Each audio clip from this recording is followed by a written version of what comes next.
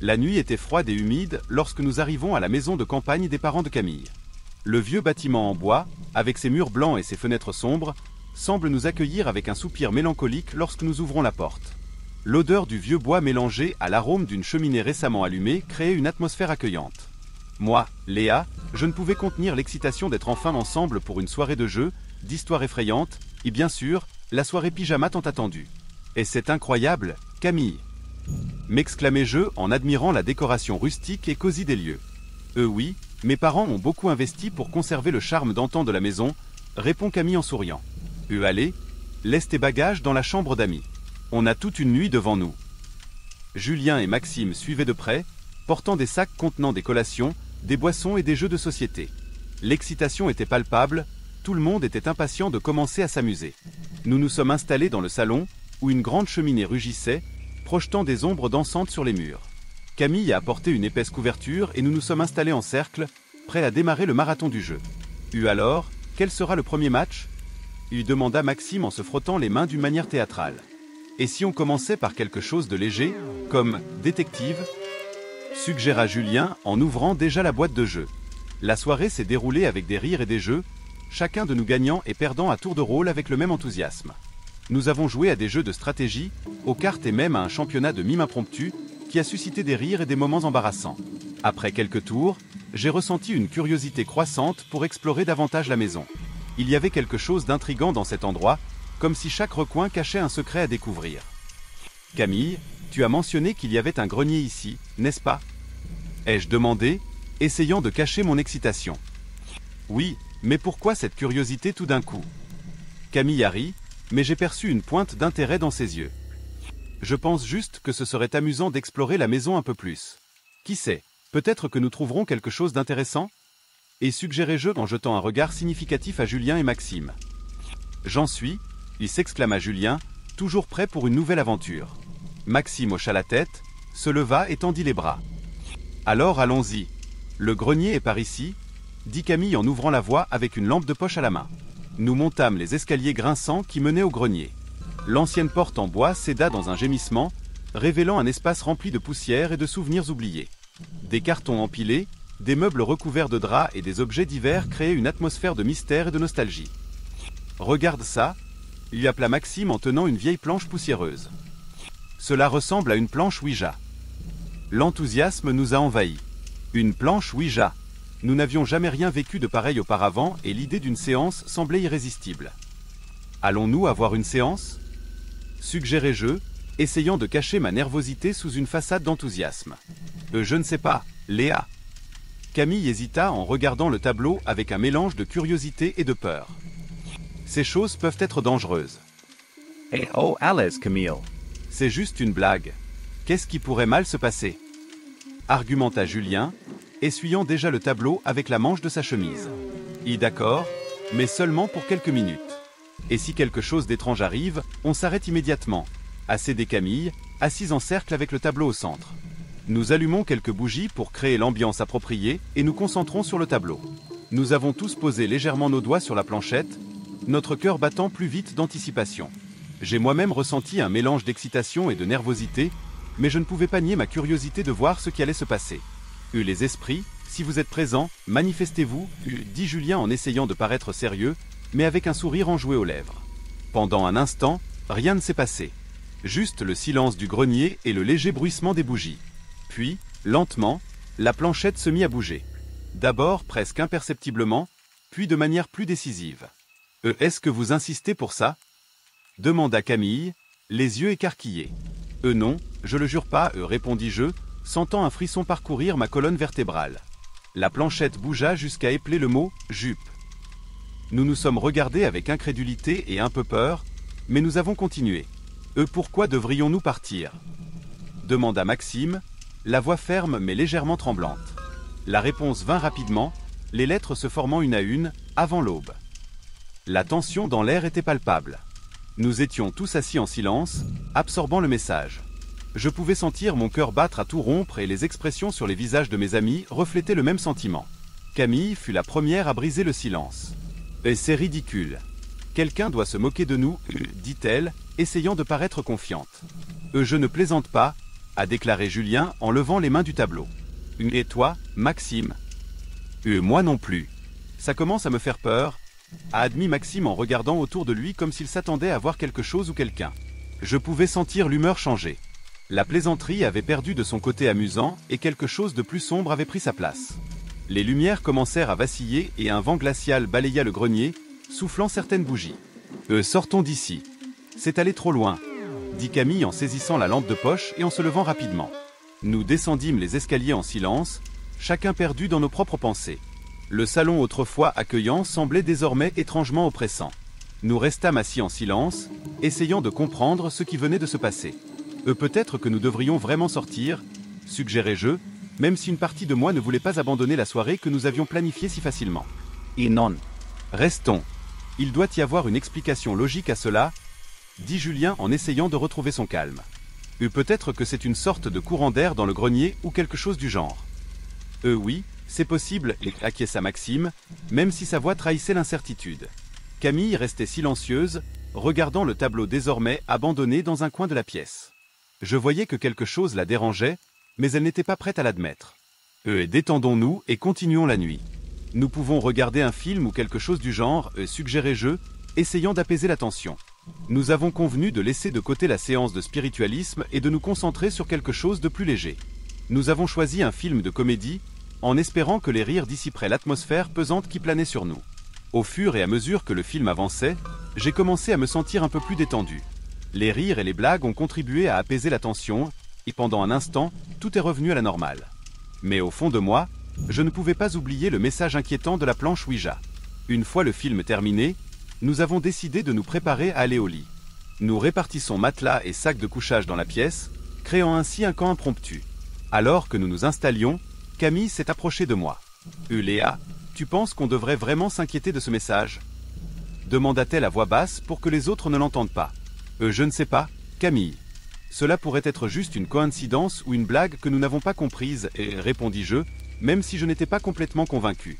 Mais peut-être ferions-nous mieux de garder l'œil ouvert, juste au cas où. Camille hocha la tête, l'air un peu plus calme. Nous nous sommes allongés et avons éteint les lumières, ne laissant que la cheminée et quelques bougies pour éclairer la pièce. Le feu crépitant et le doux murmure du vent extérieur créèrent une symphonie apaisante, et bientôt tout le monde commença à s'endormir. Cependant, je n'ai pas pu dormir un clin d'œil. Le message du tableau continuait de résonner dans mon esprit, et chaque petit bruit semblait amplifié dans le calme de la nuit. J'ai regardé mes amis, qui dormaient déjà ou du moins faisaient semblant de l'être.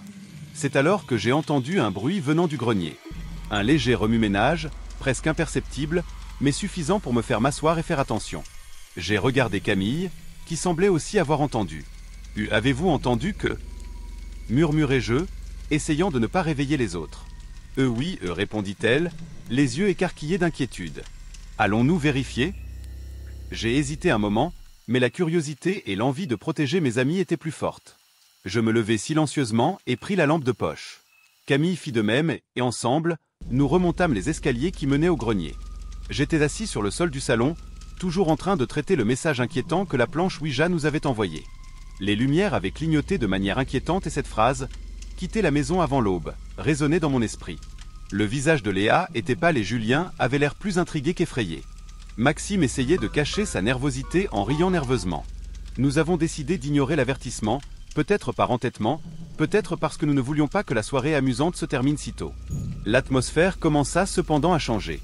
La pièce, autrefois lumineuse et accueillante, semblait désormais enveloppée d'une ombre épaisse, comme si quelque chose d'invisible planait au-dessus de nous. J'ai proposé qu'on continue les jeux, mais l'énergie dans le groupe n'était plus la même. Même les plaisanteries de Maxime ne parvenaient pas à apaiser la tension qui s'était installée. Montons au grenier et voyons si nous pouvons trouver des choses plus anciennes et intéressantes, suggéra Léa, essayant de remonter le moral du groupe. J'ai hoché la tête et nous avons tous monté les escaliers grinçants, qui semblaient protester à chaque pas. Le grenier était un entrepôt de souvenirs oubliés, de vieux meubles recouverts de draps, des cartons poussiéreux et un air de mystère qui insistait pour nous envelopper. Pendant que nous explorions, quelque chose a attiré mon attention. Il y avait un faux mur, presque imperceptible, avec une petite fissure qui laissait entrevoir quelque chose de caché. Avec l'aide de Julien, j'ai réussi à déplacer le mur, et derrière lui, j'ai trouvé un vieux journal, sa couverture en cuir déjà usée par le temps. L'odeur du vieux papier m'emplit les narines lorsque j'ouvris la première page.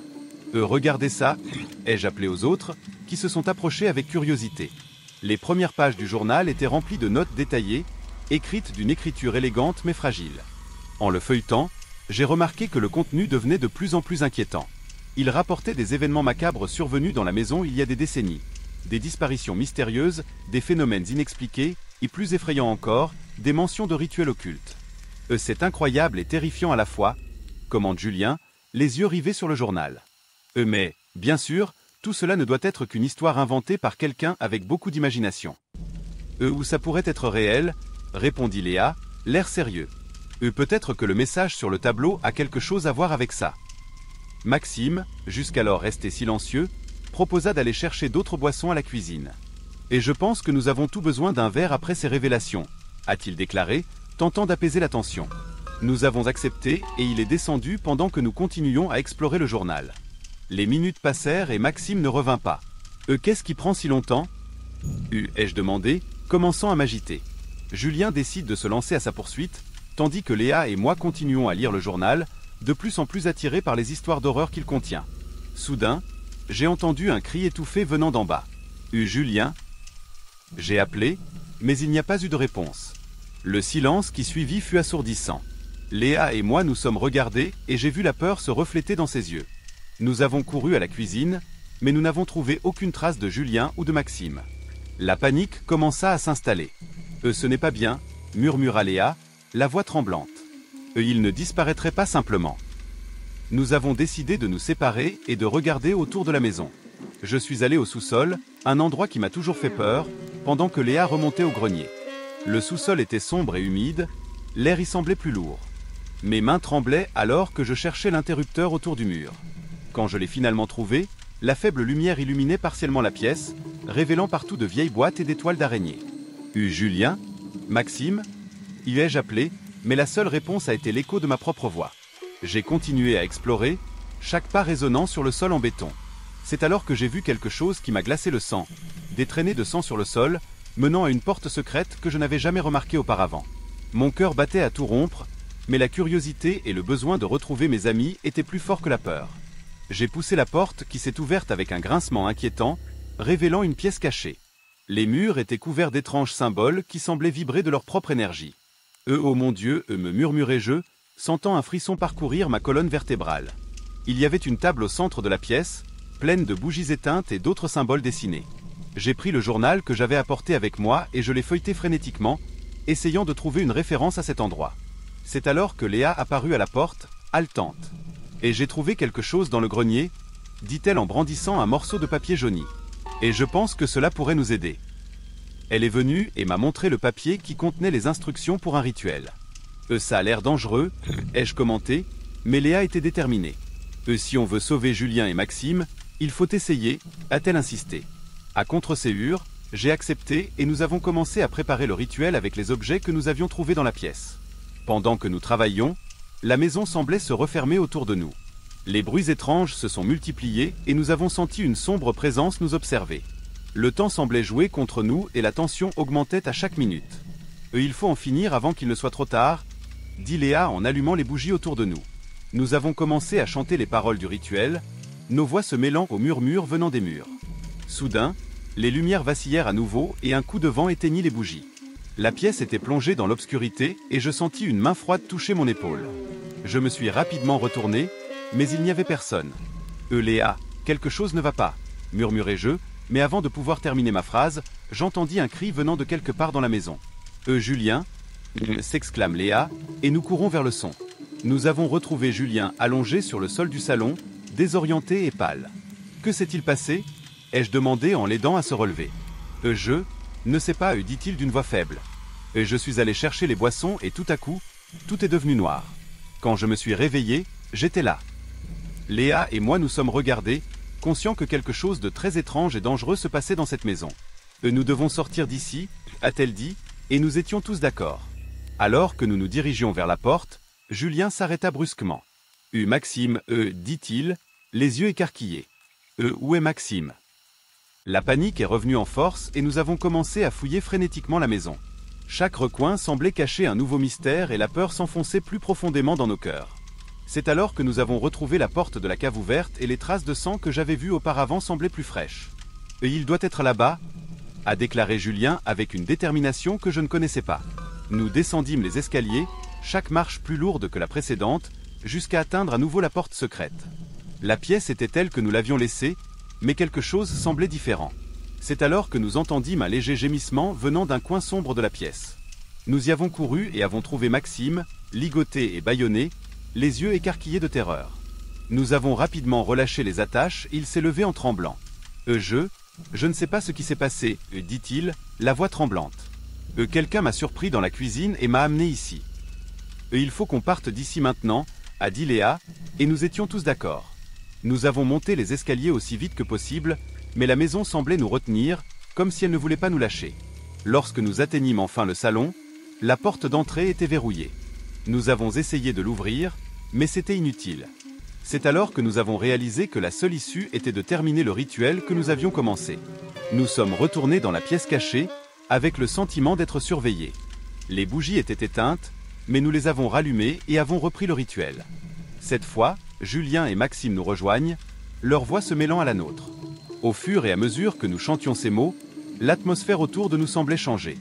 L'air est devenu plus épais et j'ai senti une pression dans mes tempes. Mais nous avons continué, déterminés à terminer ce que nous avions commencé. Soudain, la température chuta brusquement et une silhouette sombre apparut au centre du cercle de bougies. C'était une présence écrasante. Lorsque Léa et Maxime se sont mis à chercher frénétiquement Julien, je n'arrivais pas à me sortir de la tête le message inquiétant de la planche Ouija et du journal macabre que j'avais découvert. La tension était dans l'air, et chaque bruit semblait amplifié par le silence pesant qui s'était abattu sur la maison. La maison de campagne, qui semblait autrefois confortable et pleine de souvenirs d'enfance, s'était transformée en un scénario de cauchemar. « Julien, où es-tu » criait Maxime, la voix tremblante tandis que Léa et lui fouillaient tous les recoins de la maison. Je les ai rejoints dans leur recherche, essayant d'ignorer la peur croissante qui s'accrochait à moi. Le couloir semblait s'étendre à l'infini et chaque ombre semblait cacher un danger imminent. Après avoir fouillé la cuisine et le salon sans succès, Maxime a remarqué quelque chose au sol. « Camille, Léa, regarde ça !» et s'exclama-t-il en désignant une traînée de sang qui s'étendait dans le couloir menant au sous-sol. La panique m'a envahi. Julien était un ami d'enfance, quelqu'un que je considérais comme un frère. L'idée que quelque chose de terrible lui arrive était insupportable. D'un pas prudent, nous suivions la traînée de sang qui semblait nous guider comme un macabre fil d'Ariane. Arrivés devant la porte de la cave, nous avons hésité. L'air autour de nous était plus froid et un sentiment de malaise s'infiltrait dans nos os. Maxime ouvrit la porte avec précaution, et un escalier raide et sombre apparut devant nous. Je me suis accroché à la balustrade, essayant de trouver le courage de descendre. Allons-y ensemble, nous ne pouvons pas être séparés, dit Léa en essayant de cacher sa propre peur. Nous descendîmes lentement, chaque marche craquant sous nos pieds. L'obscurité semblait engloutir tout ce qui nous entourait et chaque pas semblait nous plonger plus profondément dans un cauchemar. Lorsque nous sommes finalement arrivés au sous-sol, nous avons été accueillis par une odeur de moisie et d'humidité. La traînée de sang continuait, serpentant sur le sol en béton jusqu'à un mur au fond de la pièce. Là-bas, murmure Maxime en désignant une partie du sous-sol qui avait l'air différente. Il y avait une porte partiellement cachée par de vieux cartons et meubles. Avec effort, nous avons écarté les obstacles, révélant une solide porte en bois avec un loquet rouillé. C'est verrouillé, dit Léa en essayant de tourner le loquet sans succès. Laisse-moi essayer, suggérai-je en ramassant un tournevis qui traînait sur une étagère à proximité. Avec quelques efforts, j'ai réussi à déverrouiller le loquet rouillé et la porte s'est ouverte avec un grincement effrayant. Ce que nous avons découvert de l'autre côté était encore plus inquiétant. Une pièce cachée, avec d'étranges symboles peints sur les murs avec une peinture qui ressemblait à du sang séché. Au centre de la pièce, une table en bois avec des bougies éteintes et des objets qui semblaient rituels. Est-ce un hôtel ? Demanda Maxime d'une voix pleine d'incrédulité. Je ne sais pas, répondis-je, sentant la peur monter en moi. Mais nous devons retrouver Julien. Alors que nous examinions la pièce, Léa a remarqué quelque chose sur l'un des murs. Regardez ça, dit-elle en désignant un symbole qui semblait plus récent, comme s'il avait été dessiné il n'y a pas longtemps. Ce n'était pas dans le journal, dis-je en me rappelant les pages que j'avais lues.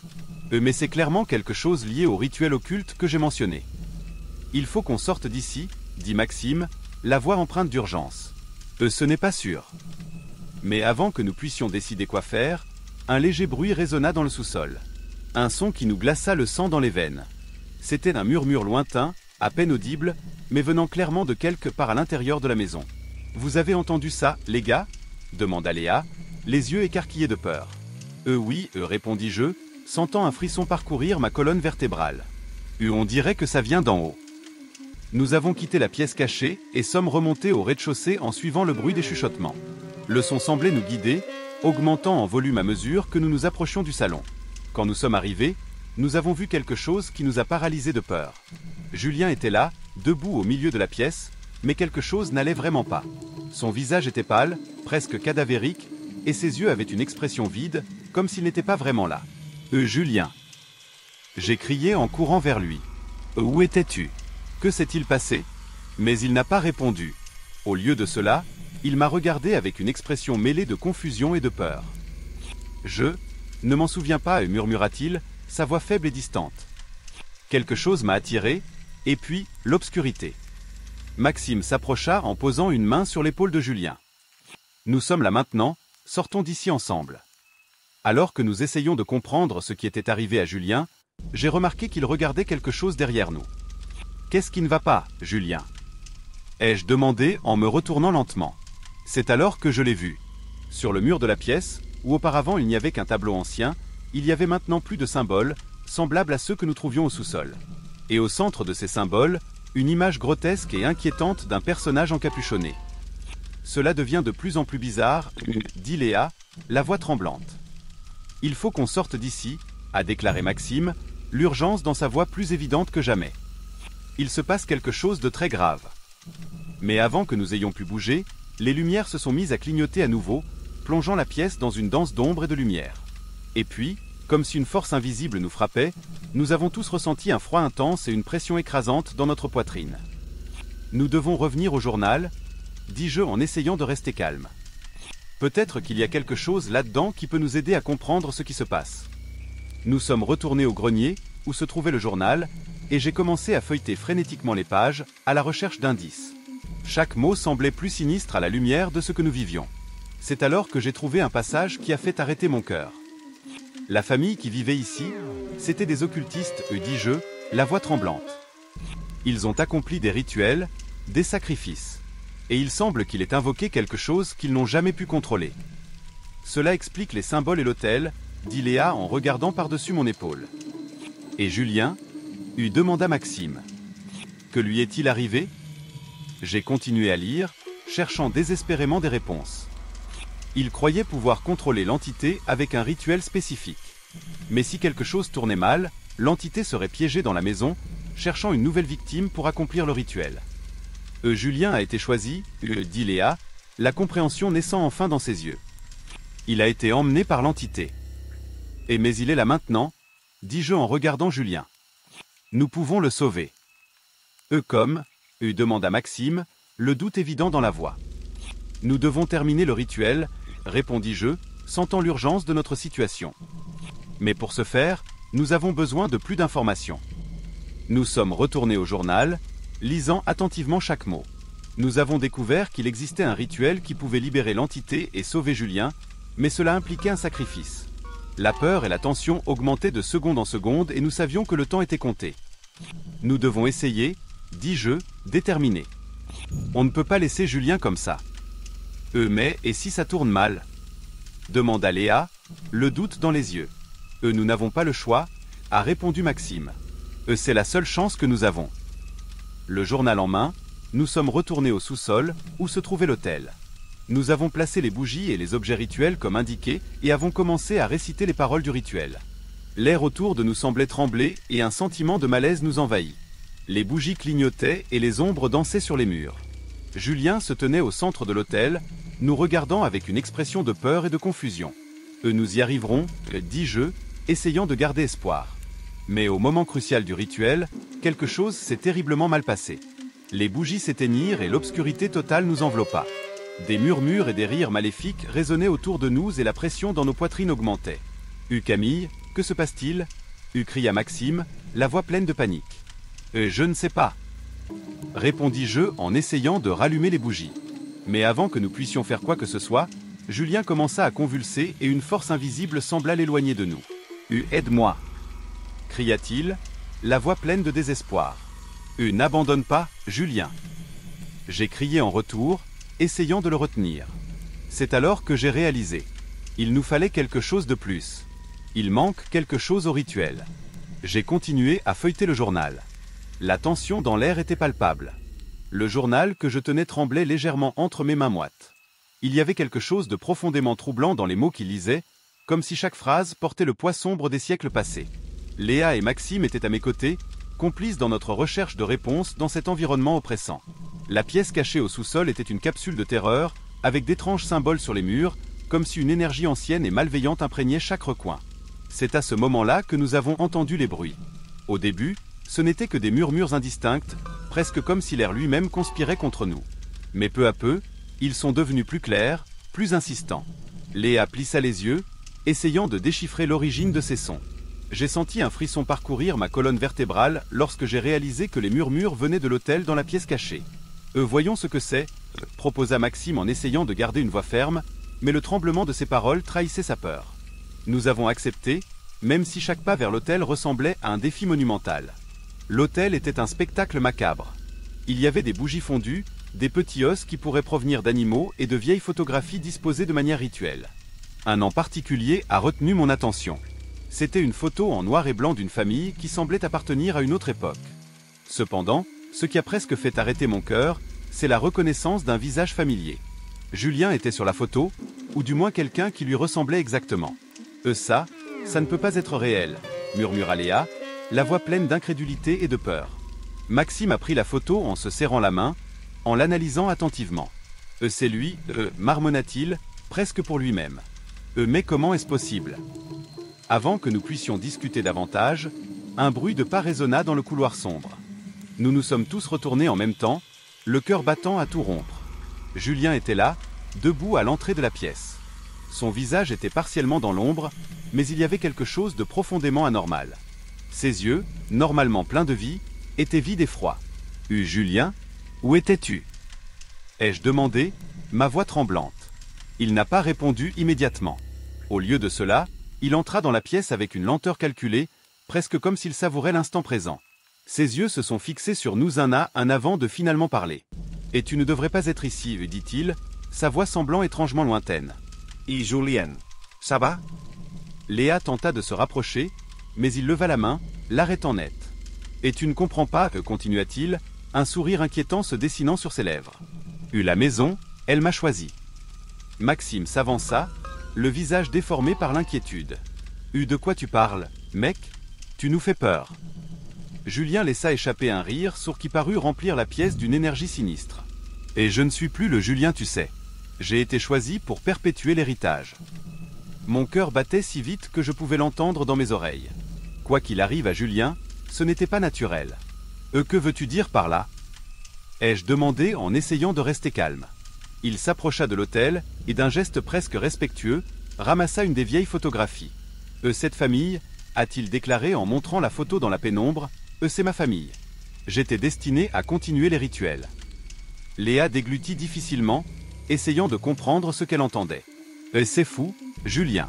Il faut qu'on sorte d'ici. »« Et tu ne peux pas partir, répondit-il, sa voix désormais plus froide et menaçante. « La maison ne me le permet pas. » C'est alors que quelque chose en moi s'est brisé. Le sentiment d'impuissance s'est transformé en détermination. Il fallait sauver Julien, mais il fallait aussi se protéger. « Léa, Maxime, il faut qu'on en sache plus sur ces rituels, dis-je d'une voix ferme. Peut-être qu'il y a un moyen d'inverser cette situation. » Julien rit encore, mais cette fois avec une pointe de désespoir. « Il n'y a pas d'issue, murmura-t-il, presque comme s'il se parlait à lui-même. « La maison m'a choisi. » Maxime et Léa échangèrent un regard compréhensif. « Allez, Camille, dit Maxime en me tirant par le bras. Nous devons en savoir plus. » Nous tournons notre attention vers le journal. Les pages anciennes contenaient des descriptions détaillées des rituels accomplis par la famille, et chaque mot semblait nous plonger plus profondément dans un cauchemar. Il y avait des mentions de sacrifices, de pactes de sang et d'invocations d'entités obscures. Mais un passage en particulier a retenu mon attention. Il parlait d'un rituel de possession dans lequel un membre de la famille serait choisi pour être le réceptacle d'une entité ancienne.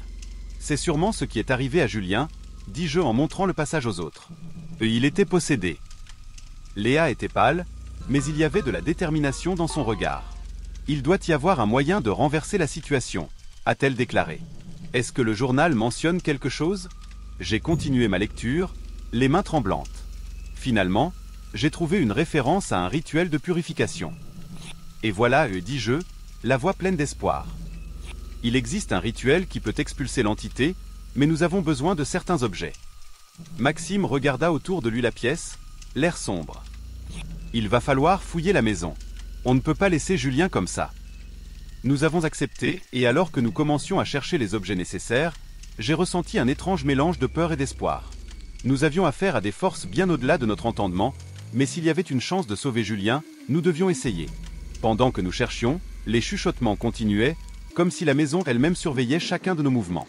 À un moment donné, nous nous sommes retrouvés dans le salon, où une des bougies que nous avions allumées pour éclairer le chemin a vacillé violemment avant de s'éteindre. Léa poussa un petit cri et m'attrapa le bras. « Reste calme, dis-je, essayant de contrôler ma propre peur. Nous y sommes presque. » Nous avons retrouvé les objets répertoriés dans le journal dans différentes parties de la maison. Une bougie noire, un calice antique et un couteau rituel. Chaque découverte semblait nous rapprocher d'une terrible vérité, mais elle renouvelait également notre détermination. Nous sommes retournés au sous-sol, où Julien était toujours assis par terre, marmonnant des mots dans une langue inconnue. Il semblait être en transe, et sa vue ainsi me faisait mal au cœur. C'était notre ami, et nous devions le récupérer. Nous avons tout, dit Maxime en déposant les objets sur l'autel. Qu'est-ce qu'on fait maintenant? J'ai lu les instructions du journal à haute voix. Il faut former un cercle autour de Julien et réciter ces mots, expliquai-je en montrant le passage aux autres.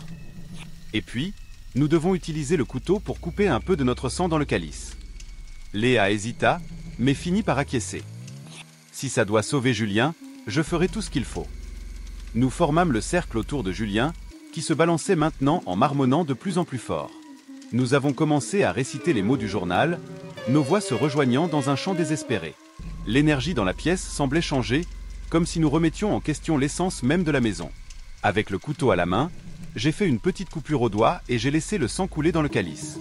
Maxime et Léa faisaient de même, et le mélange de nos sangs semblait briller d'une manière surnaturelle. Maintenant, nous devons verser le sang sur Julien, dis-je, ma voix n'étant qu'un murmure. Avec précaution, nous avons versé le contenu du calice sur la tête de Julien.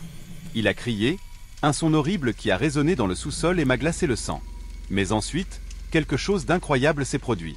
Les yeux de Julien commencèrent à s'éclaircir et il nous regarda avec une expression de confusion et de peur. « Qu'est-ce qui s'est passé ?»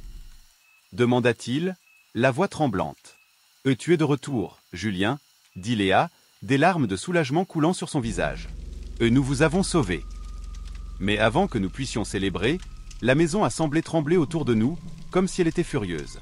Les symboles sur les murs ont commencé à briller et un sentiment de danger imminent nous a enveloppés. « Nous devons sortir d'ici, maintenant !»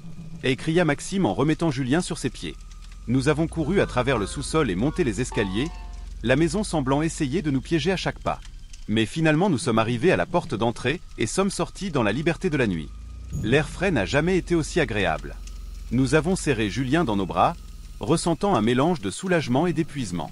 Nous étions de nouveau ensemble, mais nous savions que quelque chose avait changé pour toujours. La maison de campagne, avec ses sombres secrets et ses forces cachées, avait laissé une marque indélébile dans nos âmes. Lorsque Julien réapparut devant nous, quelque chose en moi cria qu'il n'était plus notre ami. Ses yeux, autrefois chauds et pleins de vie, étaient désormais vides, comme si un abîme sans fin les avait envahis. Sa posture, rigide et mécanique, contrastait de façon troublante avec le Julien que nous connaissions.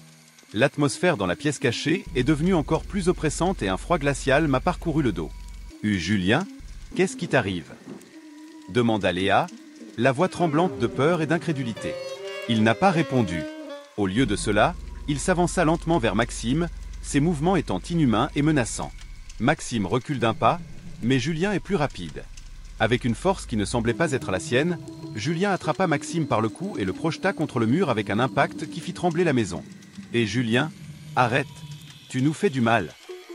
J'ai crié en essayant de me rapprocher, mais il m'a poussé d'un bras, me jetant au sol.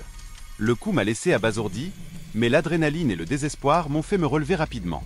Léa se jeta sur Julien, tentant de l'éloigner de Maxime, mais celui-ci la repoussa tout aussi facilement, la jetant à l'autre bout de la pièce. Alors qu'il se concentrait à nouveau sur Maxime, j'ai vu l'opportunité de saisir une chaise et de la frapper à la tête de Julien, dans l'espoir de le ramener à la normale. Il chancela un instant, puis se tourna vers moi avec un regard qui n'était pas le sien. « Camille, qu'allons-nous faire » demanda Maxime d'une voix étranglée, luttant pour se libérer de l'emprise de Julien. C'est alors que je me suis souvenu du journal. La seule chance que nous avions de sauver Julien et nous-mêmes résidait dans les vieilles pages jaunies de ce sinistre livre. J'ai couru vers la table où le journal était ouvert et j'ai commencé à le feuilleter frénétiquement, essayant de trouver un indice, tout ce qui pourrait nous aider. « Maxime, essaie de le retenir !» J'ai crié, alors que mes yeux parcouraient les mots du journal. Il y a un rituel, il doit être complété pour briser la malédiction. Quel rituel, Camille? Que devons-nous faire?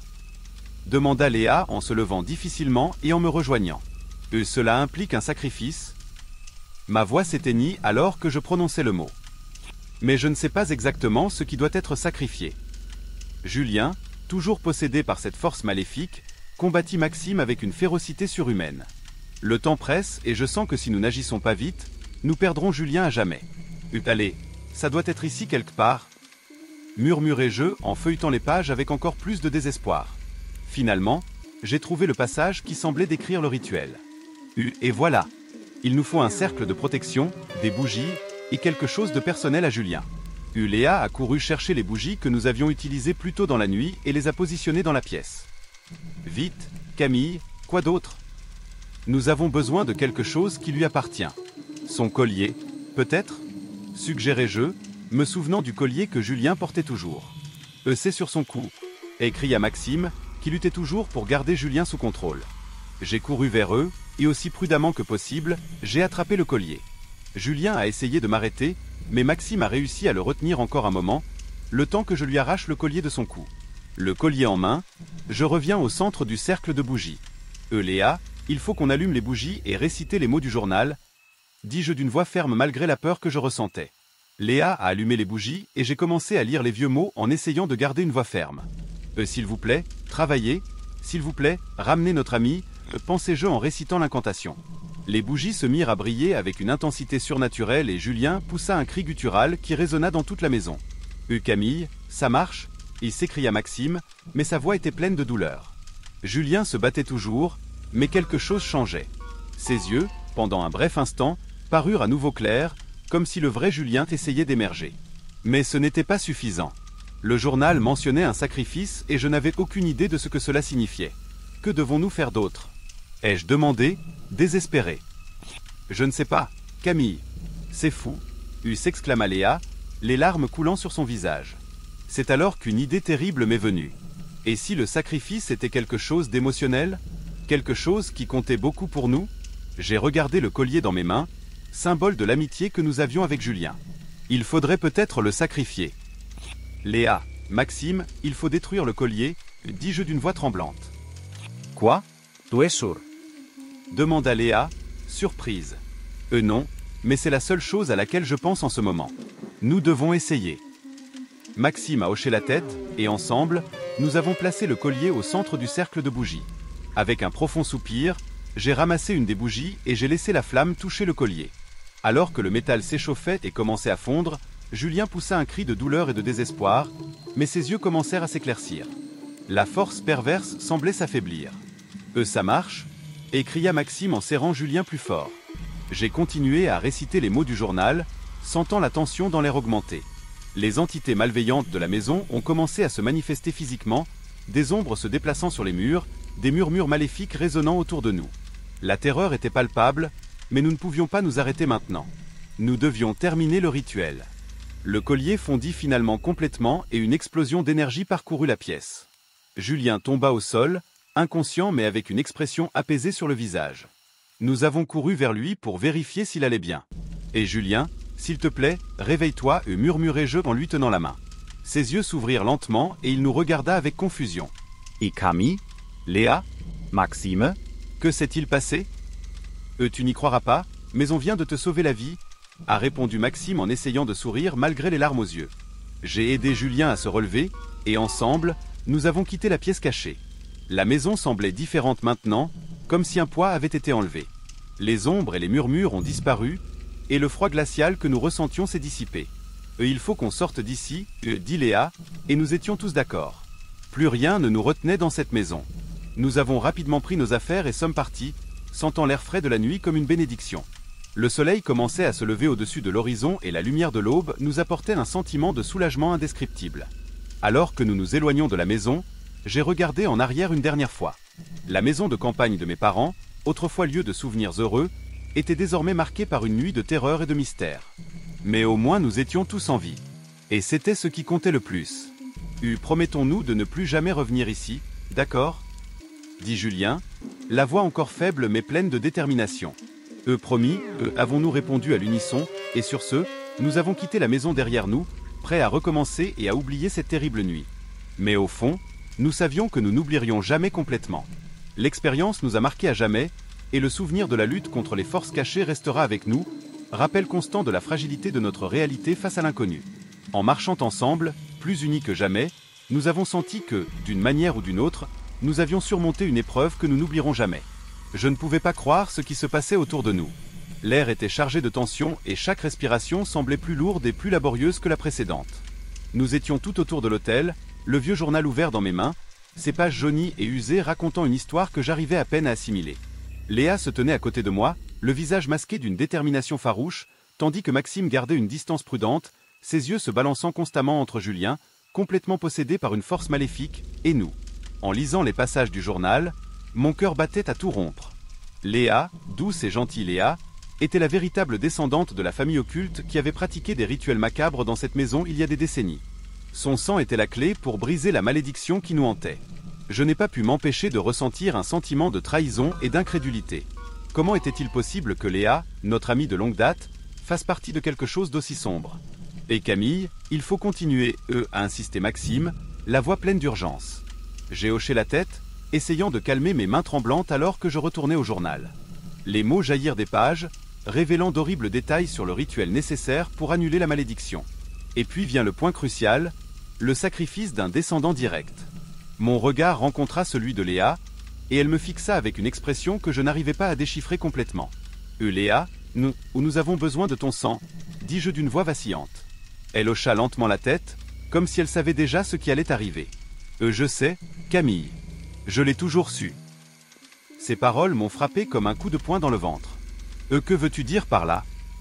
Léa soupira, les yeux brillants d'un mélange de tristesse et de détermination.